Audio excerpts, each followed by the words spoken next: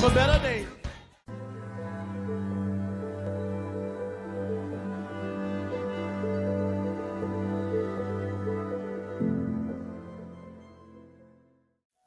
Je bénis les Seigneurs d'être là, ici, pendant ces instants. Moi, aujourd'hui, j'aimerais vraiment vous dire et vous prévenir que peut-être que je vous semblerais vous dire beaucoup de choses en même temps. C'est simplement parce que je suis pressé. Je suis pressé parce que il y a une urgence. L'urgence, c'est le peu de temps qui nous reste avant que Christ ne revienne. L'urgence, c'est le peu de temps qui nous reste selon les promesses qu'il nous a faites. L'urgence, c'est que on a tellement demandé ça qu'il faudrait qu'on vive ça. C'est pour cette raison que ce matin, j'aimerais que ça soit clair et que ce thème reste dans la tête de chacun d'entre nous. Mettre sa vie en ordre. C'est urgent de mettre sa vie en ordre. Matthieu chapitre 19, versets 16 à 22. Et voici un homme s'approcha et dit à Jésus, « Maître, que dois-je faire de bon pour avoir la vie éternelle ?» Il répondit, « Pourquoi m'interroges-tu sur ce qui est bon? Un seul est bon. Si tu veux entrer dans la vie, observe les commandements. » « Lesquels ?» lui dit-il. Et Jésus répondit, « Tu ne tueras point, tu ne commettras point d'adultère, tu ne déroberas point, tu n'iras point de faux témoignages, honore ton père et ta mère, et tu aimeras ton prochain comme toi-même. » Le jeune homme lui dit, « J'ai observé toutes ces choses. Que me manque-t-il encore ?» Jésus lui dit, « Si tu veux être parfait, va, vends ce que tu possèdes, donne-le aux pauvres, et tu auras un trésor dans le ciel. Puis, viens et suis-moi. » Après avoir entendu ces paroles, le jeune homme s'en alla tout triste, car il avait des grands biens. Vous imaginez quelqu'un qui ressent en lui un besoin de perfection, d'amélioration. Il veut remplir les conditions divines pour atteindre une autre dimension de sa façon de plaire à Dieu. Et lorsqu'on lui dit, voici ce qu'il te faut pour mettre ta vie en ordre et pour devenir parfait, la condition qu'on lui donne est si simple, mais il y est tellement attaché à cause de ses richesses qu'il rate. Lui qui a fait toute sa vie à ne pas dérober, à ne pas prendre la femme d'autrui, à ne pas raconter de mauvais témoignages. Pendant tout ce temps, il amassait de l'argent. Et c'est la seule chose qu'on lui a demandé, non pas à donner à Jésus, mais à donner aux pauvres. Et il n'a pas pu. Luc chapitre 7, versets 36 à 49. Un pharisien pria Jésus de manger avec lui. Jésus entra dans la maison du pharisien et s'est mis à table. Et voici une femme pécheresse. J'aimerais que vous reteniez que cette femme avait déjà une réputation telle que on n'avait même plus à cacher qui elle était. Et vous savez, les Juifs avaient toujours un langage de pudeur, pour ne pas dire une prostituée, mais dit une femme pécheresse qui s'est trouvée dans la ville. Et ensuite qu'il était à table dans la maison du pharisien, apporta un vase d'albâtre plein de parfums. Et s'étant derrière aux pieds de Jésus, elle pleurait. Et bientôt, il lui mouilla les pieds de ses larmes, puis les essuya avec ses cheveux, les baisa et le oignit de parfum. Le pharisien qui l'avait invité, voyant cela, dit en lui-même, si cet homme était prophète, il connaîtrait qui et de quelle espèce est la femme qui le touche. Il connaîtrait que c'est une pécheresse. Jésus prit la parole et lui dit, Simon, j'ai quelque chose à te dire. Maître, parle, répondit-il. Un créancier avait 2 débiteurs. L'un devait 500 deniers et l'autre 50. Comme il n'avait pas de quoi payer, il leur remit à tous 2 leurs dettes. Lesquels l'aimeraient le plus? Simon répondit, celui, je pense, auquel il a le plus remis. Jésus lui dit, tu as bien jugé. Puis, se tourna vers la femme et dit à Simon, vois-tu, cette femme, je suis entré dans ta maison et tu ne m'as point donné d'eau pour laver mes pieds, mais elle les a mouillés de ses larmes et les a essuyés avec ses cheveux. Tu ne m'as point donné de baiser, mais elle, depuis que je suis entré, elle n'a point cessé de baiser les pieds. Tu n'as point versé d'huile sur ma tête, mais elle a versé du parfum sur mes pieds. C'est pourquoi je te l'ai dit. Ses nombreux péchés ont été pardonnés, car elle a beaucoup aimé. Mais celui à qui on pardonne peu, aime peu. Et dit à la femme, tes péchés sont pardonnés. Ceux qui étaient à table avec lui se mirent à dire en eux-mêmes, qui est celui-ci qui pardonne même les péchés? Il est urgent ce matin, mes frères et sœurs, de mettre sa vie en ordre. Mais ça signifie quoi, mettre sa vie en ordre? Je viens de lire avec vous 2 textes de 2 personnes qui ont l'opportunité de mettre leur vie en ordre. Un était riche. Il a juste senti une envie de grandeur. Et si j'ai passé à quelque chose de supérieur de ce que je fais déjà? Déjà que je me sens bien, j'ai accompli toutes les lois. Est-ce qu'on peut passer à plus que ce que je fais déjà de bon? Oh, je me reconnais si bon, comment je peux devenir davantage bon? C'est sa question à Jésus. Et Jésus lui dit, voici les bases, voici les principes, voici la norme. Il dit, bon, ça je fais déjà. Il dit, ok, si tu veux passer à la vitesse supérieure, voici ce que je te demande. Et si Dieu te demandait de passer à la vitesse supérieure en 2021, tu dirais quoi? Oui! Et si tu disais que ça te demande de mettre ta vie en ordre? Je veux passer à la vitesse supérieure. Il dit, ok, sans problème. Tu dois mettre ta vie en ordre. Qu'est-ce que je dois faire? Qu'est-ce que je dois faire de plus aux gens? Qu'est-ce que je dois faire de plus pour qu'on sache qui je suis? Et non, tu dois juste te dépouiller, toi, de tous tes efforts de la vie et les rendre entre les mains de quelqu'un d'autre. Ah non, pas ça. Combien de fois, nous tous, nous savons ce qu'il faut faire pendant 2021? On n'est pas prêt à le faire, mais on continue à crier que les choses vont changer. Elles ne vont pas changer si toi, tu ne changes pas. Deuxième cas, c'est une femme qui est déjà consciente qu'elle est pécheresse. En plus, sa réputation est déjà répandue de tous, connue de tous, qu'elle est pécheresse. Elle le sait. Elle apprend qu'elle a l'opportunité de rencontrer quelqu'un qui peut tout changer. Elle le voit comme une personne importante. Vous savez, des femmes d'une telle vie n'ont pas vraiment de vie, pour ainsi le dire. N'ont pas grand-chose à donner à qui que ce soit, personne ne peut hériter. Et elles ont tendance à garder leurs richesses dans des biens précieux, dans des bijoux. Et le parfum de nard plus le vase d'albâtre, c'est un parfait mélange pour donner plus de valeur à une chose aussi précieuse qu'est le parfum à l'époque. Parce que le vase lui-même permettait à ce que le parfum qui est concentré, l'huile parfumée qui est concentrée, puisse mieux vieillir et avoir plus d'odeur. Avec les temps, il en fallait juste un peu et l'odeur restait pendant longtemps. C'est qu'elle tenait, c'était son billet de sortie. Sa petite façon de préparer son deuil. Les jours où elle mourait, il y a de quoi vendre pour pouvoir l'enterrer. Elle n'a personne d'autre. C'était sa retraite. Si elle ne travaillait plus, c'était son compte en banque. Même exercice. Exactement même exercice que l'homme riche. Sauf qu'elle, cette femme pécheresse, sa seule richesse, c'était son parfum. Des nards purs dans un vase d'albâtre. Elle vient, personne ne lui a demandé. Elle n'a posé des questions à personne. Elle sait quoi faire. Combien d'entre nous, pendant cette année, nous savons très bien quoi faire? Vous n'avez même pas besoin d'entretien avec un pasteur. Vous savez ce que vous devez faire. Vous n'avez même pas besoin qu'on vous écoute ou que quelqu'un vous aide. Vous savez ce qui doit changer. Mais vous vous leurrez en vous disant, pourvu que je réussisse à atteindre cet objectif tout en n'échangeant pas. Cette femme savait qu'elle ne pouvait pas passer le cap. Elle devait aller voir quelqu'un. Elle est venue. Elle qui n'avait plus rien à protéger, aucune réputation à garder et n'avait plus rien à perdre. Frère, dans la vie, vous commencez à changer véritablement quand vous n'avez plus rien à perdre. Elle n'avait plus rien à perdre. Elle a couru, j'étais par terre. On va me dire que je suis sans respect, comment je suis. On a déjà tout dit ça. Si on va encore ajouter ça pour que je change, qu'est-ce qu'il y a de mal? C'est juste dit, ok, je vais venir. Elle se jette aux pieds de Jésus par derrière. Elle commence à verser le parfum, l'huile. Les parfums à l'époque, c'était pas un spray. C'était pas de la vapeur, c'était de l'huile. Donc, à la fois, elle levait complètement, je vais dire presque salir les pieds de Jésus. Et ce n'est pas avec un mouchoir. C'est avec ses larmes qu'elle va encore mieux mouiller. Et c'est avec ses cheveux.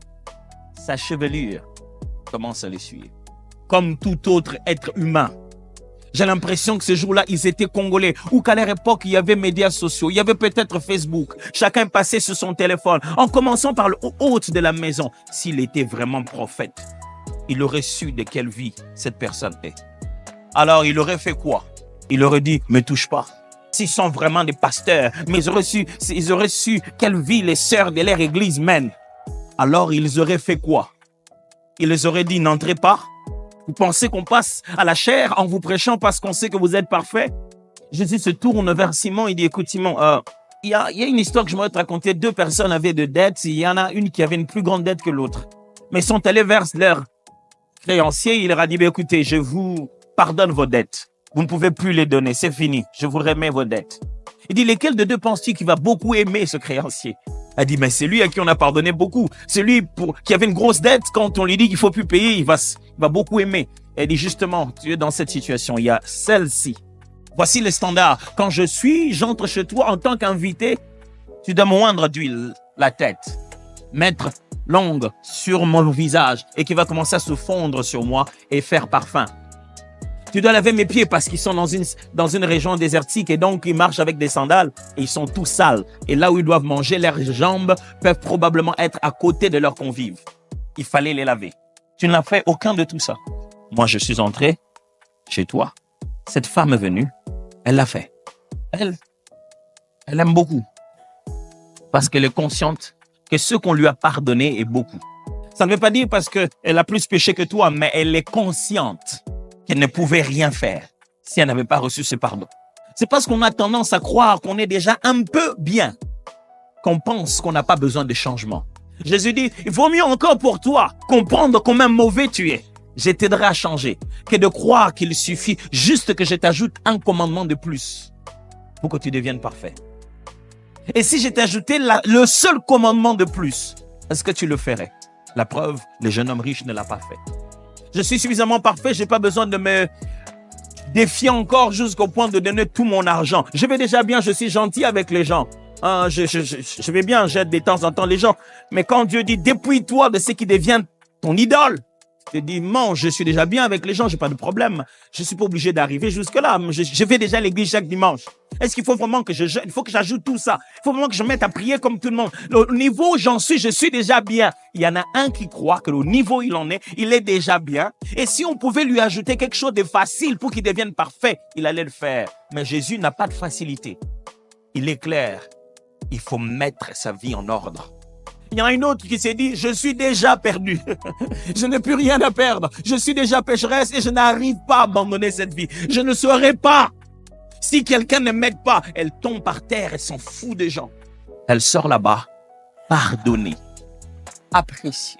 Dans un autre évangile, on parle du fait que Jésus considère son acte comme prophétique. Elle a posé l'acte de l'embaumement de Jésus. Jésus dit, elle a fait ceci pour mon corps. Elle m'a déjà embaumé bien avant. Il ajoute, partout où on prêchera l'évangile, on parlera de cette femme.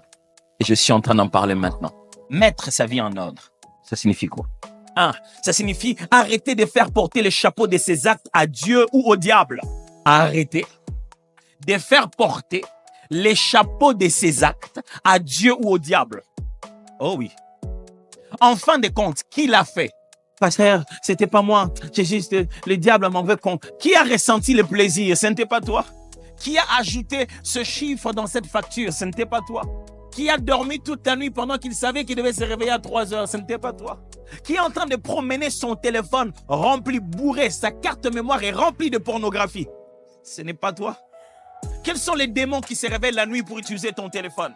Quel est l'esprit de Dieu qui t'a poussé, qui t'a inspiré sur un site pornographique? Qui doit porter les chapeaux? Le pentecôtisme a créé un système où ce n'est jamais nous, ça doit être un esprit. Ce n'est jamais nous. Vraiment, je manque un esprit de prière, c'est pourquoi je ne prie pas beaucoup. J'ai été dérangé par un esprit de séduction, c'est pourquoi je suis tombé. Je manque un esprit de consécration. Pasteur, prie pour moi, pour que je sois consacré. Et arrête de dormir, consacre-toi, un point c'est tout. Il n'y a pas de prière pour ça. Il est temps de mettre sa vie en ordre. Qui doit porter les chapeaux de ton retard au travail? Qui? Combien de fois on te répète, quand le chef est déjà là, il faut que tu arrives. Et non, les transports étaient difficiles. Comment le transport devient difficile que quand toi tu arrives à l'arrêt de bus? C'est la faute à qui? Comment je suis combattu quand je suis en route? Il y a toujours des embouteillages. Tu n'es pas combattu. À cette heure-là, il y a toujours des embouteillages. Tu veux garder ton travail, arrive à temps. Réveille-toi à temps, arrive à temps. Ce n'est ni la faute de Satan, ni la faute de Dieu. Celui qui veut changer sa vie doit commencer par être conscient de ses responsabilités. Ce n'est ni la faute à Satan, ni la faute à Dieu. Mettre sa vie en ordre signifie clarifier ses véritables convictions et les respecter en secret. Clarifier ses véritables convictions et les respecter en secret. Un homme qui était convaincu du judaïsme, un érudit d'une école très élevée de Gamaliel. Il est allé apprendre et il était un super zélé de la religion juive. Et quand il arrive, il était un grand amoureux du temple et il entend dire qu'il y a des disciples dont leur maître a dit qu'il va détruire les temples. Cet homme s'appelait Saul de Tarse, plus tard Paul. Il est motivé dans son cœur par une conviction juste et noble. Au nom de Dieu, il se met à tuer quiconque a parlé en mal du temple. Il est là en train d'attendre. Les gens viennent déposer devant lui leurs habits pendant qu'ils sont en train de flageller, pendant qu'ils sont en train de jeter des cailloux pour tuer Étienne. Il sent qu'il est en train de le faire au nom de Dieu. Mais ses convictions sont fausses jusqu'à ce qu'il ait rencontré le roi de gloire. Voilà ce qu'il dit. Toute ma vie ancienne, je l'ai pris comme de la boue. L'ancienne vie de Paul, ce n'était pas une vie de péché. Non.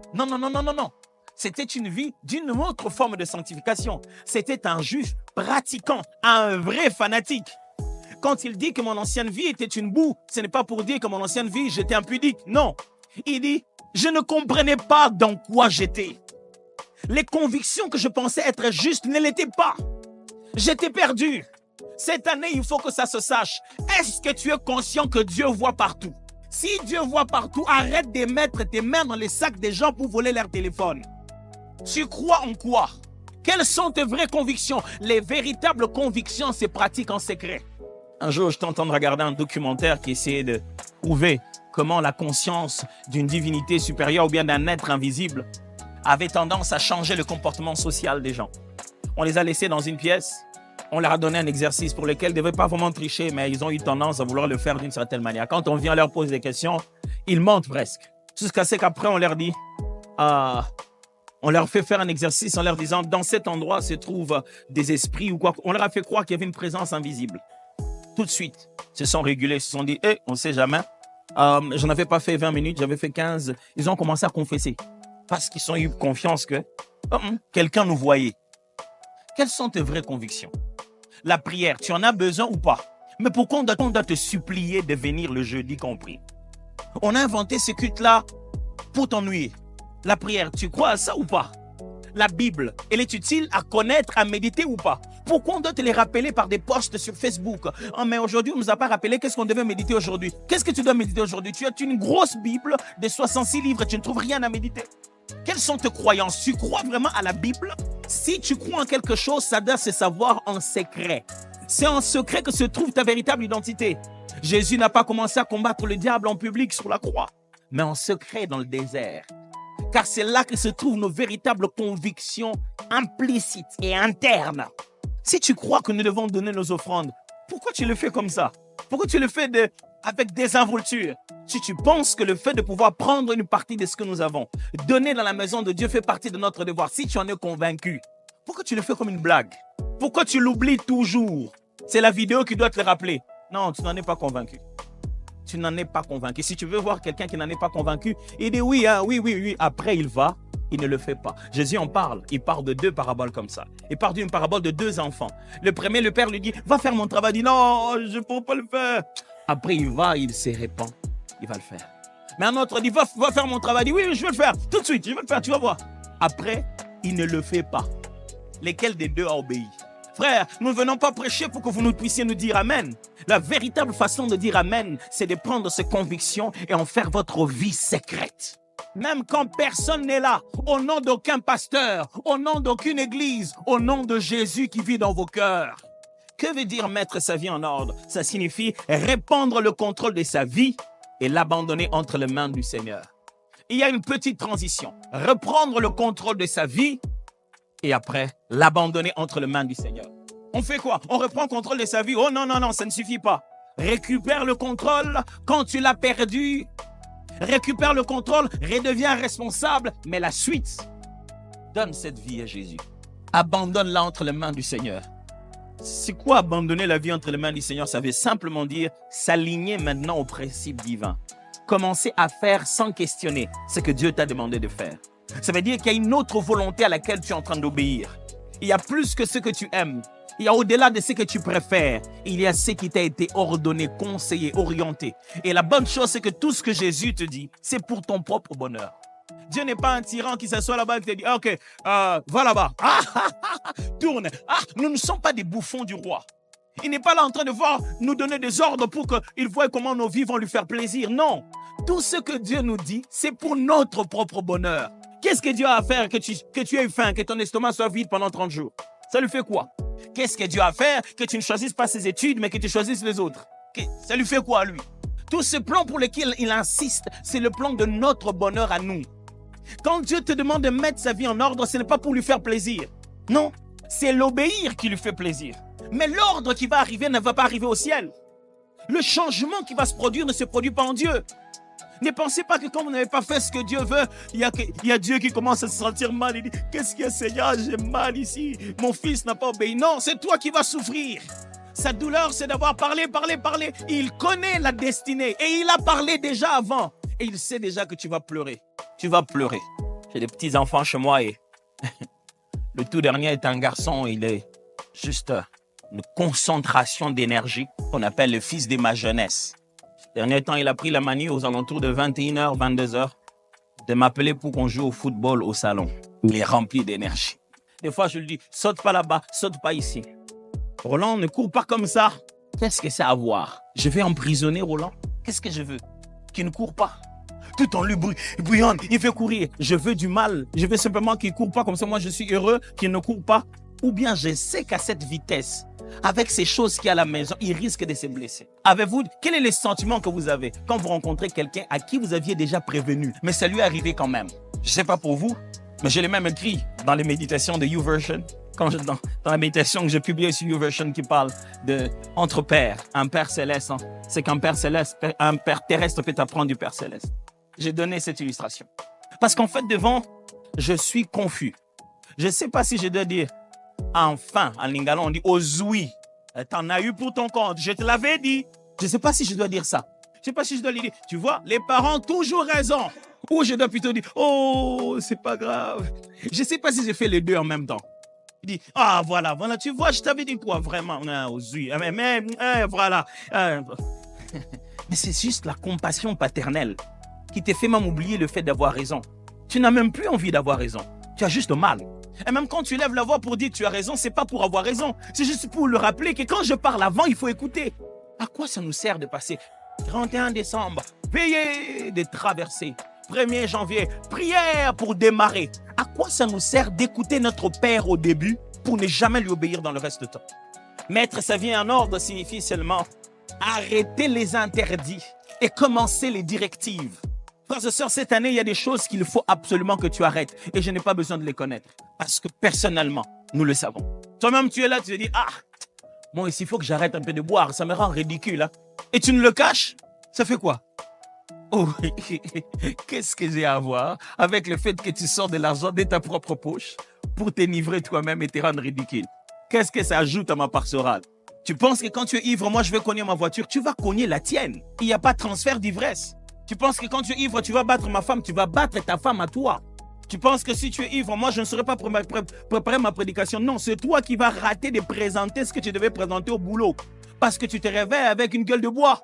Tu as des courbatures partout comme si tu avais le corona.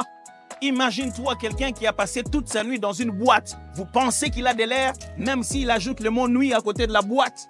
Il a préféré suffoquer dans une boîte chaque samedi et nous les cacher à l'église. Frère, alléluia, amen. Est-ce que chaque fois que tu fais ça, le matin quand tu viens, moi je deviens un peu plus gros? Ça change qui? Tu mens à qui? Est-ce que tu ne peux pas te décider finalement? Oh, ma femme ne le sait pas. Oh, est-ce qu'on jouait à cache-cache? Ta femme ne le sait pas, ton corps le sait. Le sang de ton corps sait que tu es devenu malade. À force d'aller vivre ta sexualité avec multiples partenaires, tu es déjà malade. Ton sang le sait. Bientôt, ton médecin va le savoir et ta femme va le savoir. Et nous tous, on va le savoir. Voilà, on finira par savoir. Est-ce que c'est ça? Est-ce que nous jouons à cache-cache? Ce n'est pas ta propre vie que tu dois fixer pour toi-même? Est-ce qu'il est question de savoir? Aujourd'hui, sur les réseaux sociaux, on peut les monter de toutes pièces et les mettre sur ton dos. Le problème ici, c'est le témoignage intérieur et personnel, véridique de ce que toi-même tu sais. Il y a plein d'interdits que Dieu nous a même donnés l'année passée. Ce sont ces mêmes interdits qu'il répète aujourd'hui. Il dit, touche pas à ça. Il faut arrêter les choses qui sont interdites. Mais ça, ce n'est qu'une part. L'autre part, il faut commencer à obéir aux directives. Ça me fait mal que dans notre pays, on parle beaucoup de cette sanctification, de arrêter les interdits. Mais on n'encourage pas trop la sanctification d'obéir aux directives. On dit que ce n'est pas de la sanctification, c'est de l'excès de grâce, c'est de la graisse. C'est que, en fin de compte, si on fait qu'encourager les gens, on va les amener dans la mauvaise direction. Regardez combien de fois les apôtres disent, je vous encourage, frères, je vous exhorte, frères, je vous en conjure, je vous supplie, mes frères. Les apôtres supplient les gens, ils les encouragent à la bonne direction. La foi chrétienne, ce n'est pas juste savoir la liste des pas faire. C'est aussi connaître ce qu'il faut faire. C'est en faisant ce qu'il faut faire qu'on n'a plus le temps de faire ce qu'il ne faut pas faire. Ok, je vais le répéter. C'est en se concentrant sur les directives qu'on n'a plus le temps d'aller vers les interdits. Parce que les directives nous occupent au même moment où on aurait censé être occupé par les interdits. Je me rappelle, fiancé, je venais nouvellement. Ma femme venait de me dire oui dans nos fiançailles. Faire un grand travail de préparation et j'ai obtenu ce que je voulais. Elle m'a dit oui et je suis perdu. Une semaine, 2 semaines après, je suis allé voir le pasteur Roland. En toute sincérité, je lui ai dit, papa, je sais tout ce que les fiancés ne doivent pas faire, mais je ne sais pas ce qu'ils doivent faire. Entre maintenant et se marier, on fait quoi? Plein de fiancés ne savent pas ce qu'il faut faire. C'est pourquoi ils passent tout leur temps à faire ce qu'il ne faut pas faire. Vous savez pourquoi? Parce qu'on leur a seulement dit ce qu'il ne faut pas faire. Et à force d'exposer la loi, on expose le péché. On donne envie de faire ce qui est interdit. Il a ri de moi. J'ai dit, pasteur, mais sanctifié, je sais le faire. Et on ne va pas se toucher, on se voit toujours en public. Je connais toutes les règles, mais entre-temps, on fait quoi? Cette année, il faudrait que vous appreniez non seulement à fuir le péché, mais à aller vers la sanctification. Vous ne pouvez pas être réactif. Vous ne pouvez pas attendre où est le péché pour que je puisse le fuir. Toute ta vie, tu es là en train de chercher le péché pour le fuir. Le péché n'est pas la référence. Jésus est la référence. Demande-toi comment je peux devenir de plus en plus comme Jésus. Mettre sa vie en ordre. Pourquoi? Pasteur, si tu continues comme ça, je vais quitter l'église. Pourquoi je dois mettre ma vie en ordre? Ok. Parce que vous êtes vulnérable dans cet état. Vous voyez comme vous êtes là? Vous le savez vous-même, vous êtes vulnérable. J'ai une mauvaise nouvelle pour vous. Spirituellement, rien n'est caché. Les démons les savent. Les sorciers les savent aussi. Et vous savez qu'ils les savent. C'est pourquoi quand on veut commencer à chasser les démons, vous vous taisez, vous dites, au moins si je ne les chasse pas, ils ne vont pas me déranger, ils ne vont pas parler de mes problèmes. Vous vous trompez. Vous êtes conscient que quand votre vie n'est pas en ordre, vous êtes vulnérable quelque part. Vous ne prenez même pas le courage de riposter contre les attaques de l'ennemi parce que vous savez qu'au fin fond, c'est votre faute. Vous êtes irrésolu. Vous ne savez même pas demander. Vous ne savez même pas exercer votre foi dans certaines choses. Parce que vous dites, est-ce que j'en suis digne? Et vous dites, est-ce que le Seigneur sait ça? Est-ce que je peux insister? Tu ne te sens même pas libre devant ton Père. Deuxièmement, parce que vous risquez des conséquences néfastes. Jésus était clair. Les jours où il a pardonné les péchés de la femme adultère.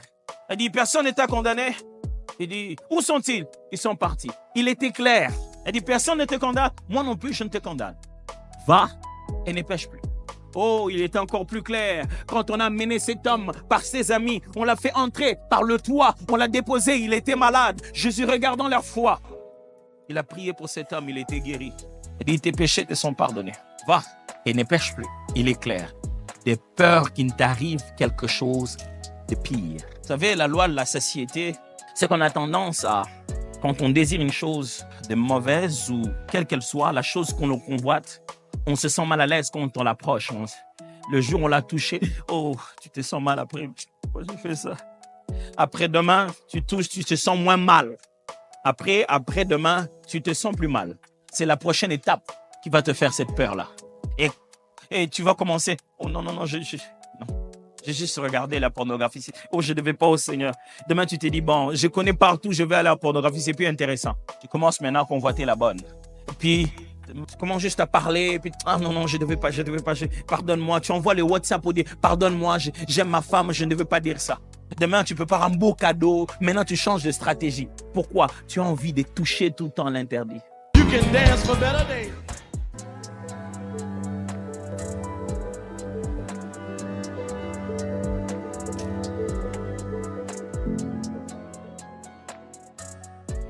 Je bénis les Seigneurs d'être là, ici, pendant ces instants.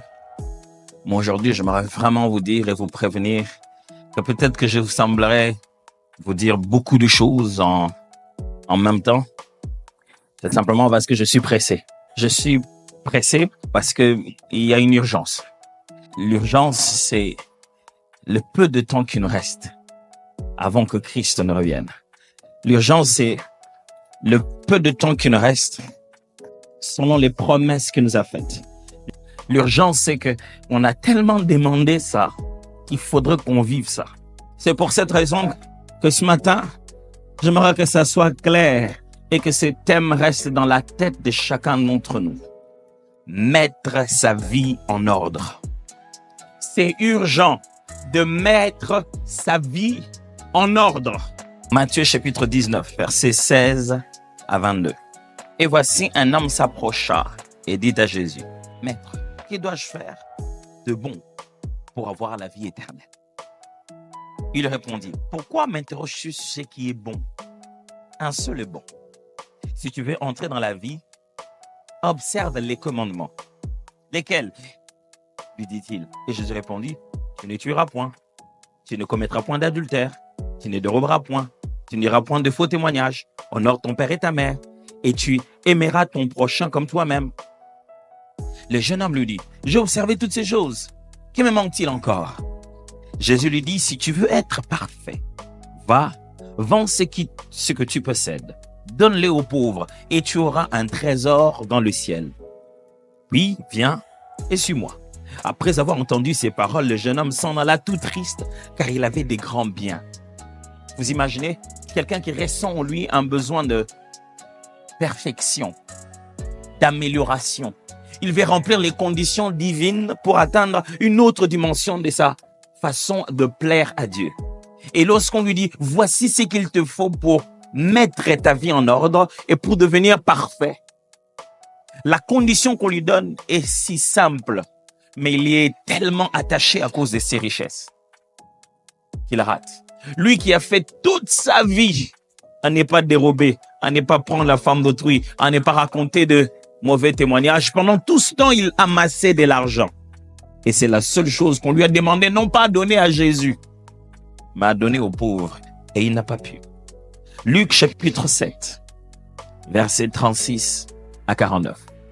Un pharisien pria Jésus de manger avec lui. Jésus entra dans la maison du pharisien et s'est mis à table. Et voici une femme pécheresse. J'aimerais que vous reteniez que cette femme avait déjà une réputation telle que on n'avait même plus à cacher qui elle était. Et vous savez, les Juifs avaient toujours un langage de pudeur, pour ne pas dire une prostituée, mais dit une femme pécheresse qui s'est trouvée dans la ville. Et ensuite qu'il était à table dans la maison du pharisien, apporta un vase d'albâtre plein de parfums. Et s'étant derrière aux pieds de Jésus, elle pleurait. Et bientôt, il lui mouilla les pieds de ses larmes, puis les essuya avec ses cheveux, les baisa et le oignit de parfum. Le pharisien qui l'avait invité, voyant cela, dit en lui-même, si cet homme était prophète, il connaîtrait qui et de quelle espèce est la femme qui le touche. Il connaîtrait que c'est une pécheresse. Jésus prit la parole et lui dit, Simon, j'ai quelque chose à te dire. Maître, parle, répondit-il. Un créancier avait 2 débiteurs. L'un devait 500 deniers et l'autre 50. Comme il n'avait pas de quoi payer, il leur remit à tous 2 leurs dettes. Lesquels l'aimeraient le plus? Simon répondit, celui, je pense, auquel il a le plus remis. Jésus lui dit, tu as bien jugé. Puis, se tourna vers la femme et dit à Simon, vois-tu, cette femme, je suis entré dans ta maison et tu ne m'as point donné d'eau pour laver mes pieds, mais elle les a mouillés de ses larmes et les a essuyés avec ses cheveux. Tu ne m'as point donné de baiser, mais elle, depuis que je suis entré, elle n'a point cessé de baiser les pieds. Tu n'as point versé d'huile sur ma tête, mais elle a versé du parfum sur mes pieds. C'est pourquoi je te l'ai dit, ses nombreux péchés ont été pardonnés, car elle a beaucoup aimé. Mais celui à qui on pardonne peu, aime peu. Et dit à la femme, tes péchés sont pardonnés. Ceux qui étaient à table avec lui se mirent à dire en eux-mêmes, qui est celui-ci qui pardonne même les péchés? Il est urgent ce matin, mes frères et sœurs, de mettre sa vie en ordre. Mais ça signifie quoi, mettre sa vie en ordre? Je viens de lire avec vous 2 textes de 2 personnes qui ont l'opportunité de mettre leur vie en ordre. Un était riche. Il a juste senti une envie de grandeur. Et si j'ai passé à quelque chose de supérieur de ce que je fais déjà? Déjà que je me sens bien, j'ai accompli toutes les lois. Est-ce qu'on peut passer à plus que ce que je fais déjà de bon? Oh, je me reconnais si bon, comment je peux devenir davantage bon? C'est sa question à Jésus. Et Jésus lui dit, voici les bases, voici les principes, voici la norme. Il dit, bon, ça je fais déjà. Il dit, ok, si tu veux passer à la vitesse supérieure, voici ce que je te demande. Et si Dieu te demandait de passer à la vitesse supérieure en 2021, tu dirais quoi? Oui! Et si tu disais que ça te demande de mettre ta vie en ordre? Je veux passer à la vitesse supérieure. Il dit, ok, sans problème. Tu dois mettre ta vie en ordre. Qu'est-ce que je dois faire? Qu'est-ce que je dois faire de plus aux gens? Qu'est-ce que je dois faire de plus pour qu'on sache qui je suis? Et non, tu dois juste te dépouiller, toi, de tous tes efforts de la vie et les rendre entre les mains de quelqu'un d'autre. Il dit, ah non, pas ça. Combien de fois, nous tous, nous savons ce qu'il faut faire pendant 2021?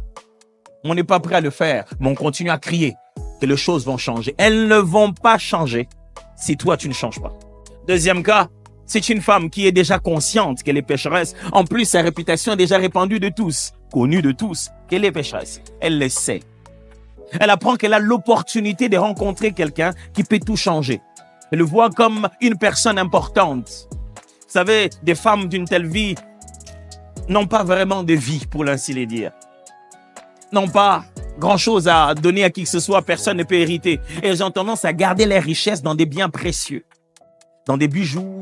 Et le parfum de nard plus le vase d'albâtre, c'est un parfait mélange pour donner plus de valeur à une chose aussi précieuse que les parfums à l'époque. Parce que le vase lui-même permettait à ce que le parfum qui est concentré, l'huile parfumée qui est concentrée, puisse mieux vieillir et avoir plus d'odeur. Avec les temps, il en fallait juste un peu et l'odeur restait pendant longtemps. Ce qu'elle tenait, c'était son billet de sortie. Sa petite façon de préparer son deuil.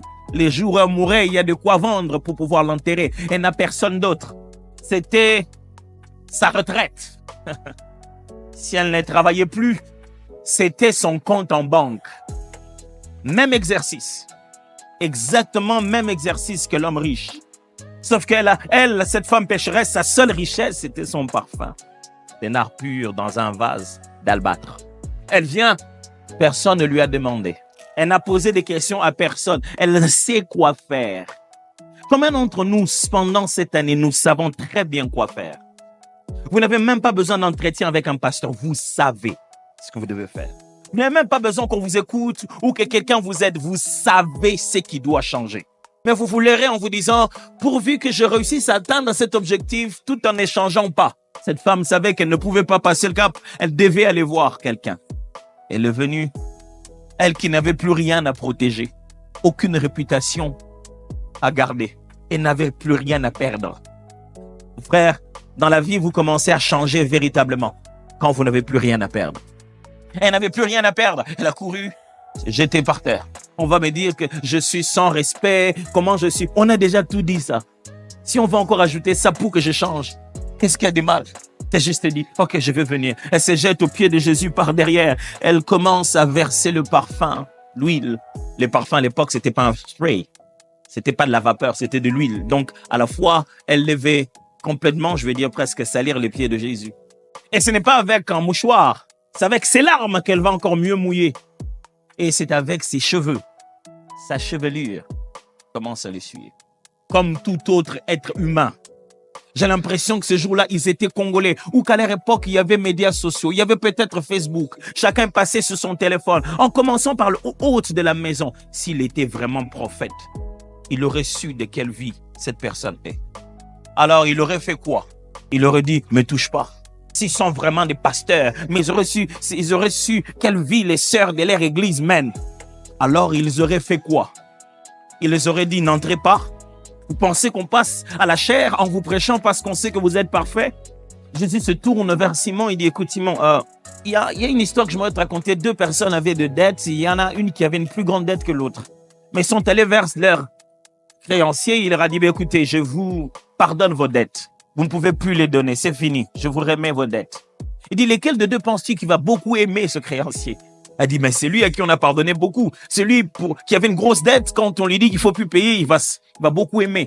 Il dit, justement, tu es dans cette situation, il y a celle-ci.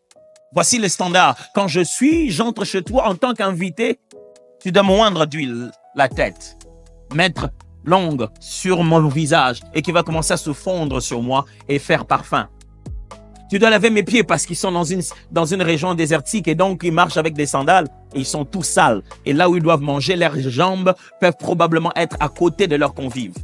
Il fallait les laver. Tu n'as fait aucun de tout ça. Moi, je suis entré chez toi. Cette femme est venue, elle l'a fait. Elle aime beaucoup.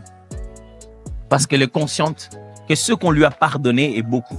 Ça ne veut pas dire parce qu'elle a plus péché que toi, mais elle est consciente qu'elle ne pouvait rien faire si elle n'avait pas reçu ce pardon.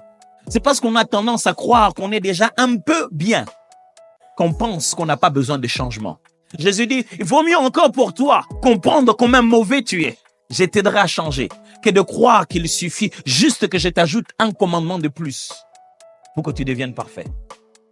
Et si je t'ajoutais le seul commandement de plus, est-ce que tu le ferais? La preuve, le jeune homme riche ne l'a pas fait. Je suis suffisamment parfait, je n'ai pas besoin de me défier encore jusqu'au point de donner tout mon argent. Je vais déjà bien, je suis gentil avec les gens.